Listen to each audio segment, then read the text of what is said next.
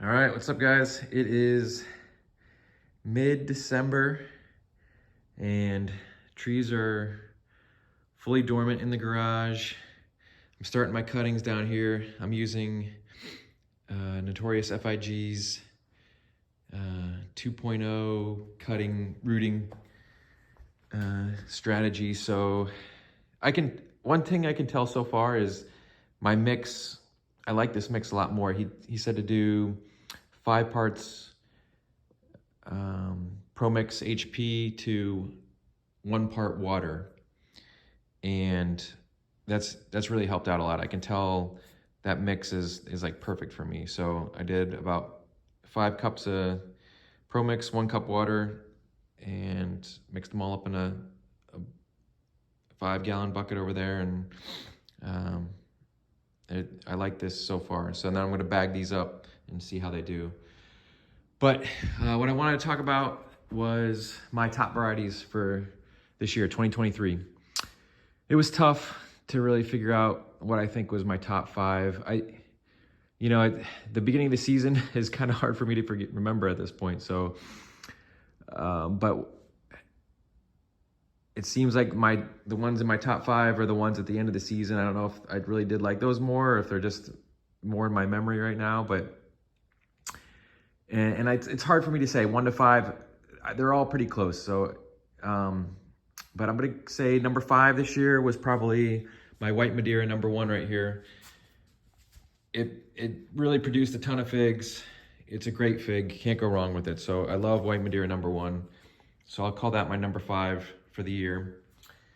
I'll say my number 4 is Ronde de Bordeaux. This is just the most generic fig you can find, but man, it was great. I loved it.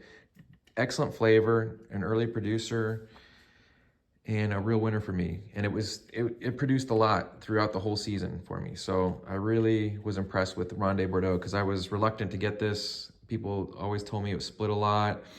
It seemed like it was just a common fig that I just didn't have interest in, but no, get it, Ronde de Bordeaux. So white Madeira, Ronde de Bordeaux. I'd say number 3 for me this year was probably maybe Ondata right here. I mean, I didn't get these until the end of the season because it was a late starter for me, but I loved them. They got better and better. It's a larger fig. They never split or spoiled. And the taste just kept getting better and better. So Ondata, I'm really impressed with. So I'll say that was number 3. And that leaves me with kind of figuring out between my last 2. It could go either way. I'm going to say Crozes was number 2. It was just a great producer again. Same thing. Didn't split, didn't spoil. Loved the taste of it. I mean, people, and I agree, say it's a Mount Etna, and people say they don't like Mount Etnas, but man, you can't go wrong with it. I love it. So number 2 was Crozes, and I'm gonna say this year's my top fig was Cavaliere.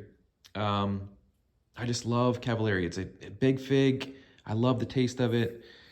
It does split, so it's not, it does have its setbacks, but that being said, I love it. So Cavaliere number 1, Crozes number 2, Ronde de Bordeaux 3, or no, sorry, Ondata 3, Ronde de Bordeaux 4, and white Madeira number 1 was 5 for me this year. There's other ones that it could have fit in there, but I'm just gonna say those were my top 5 for 2023. All right, thanks.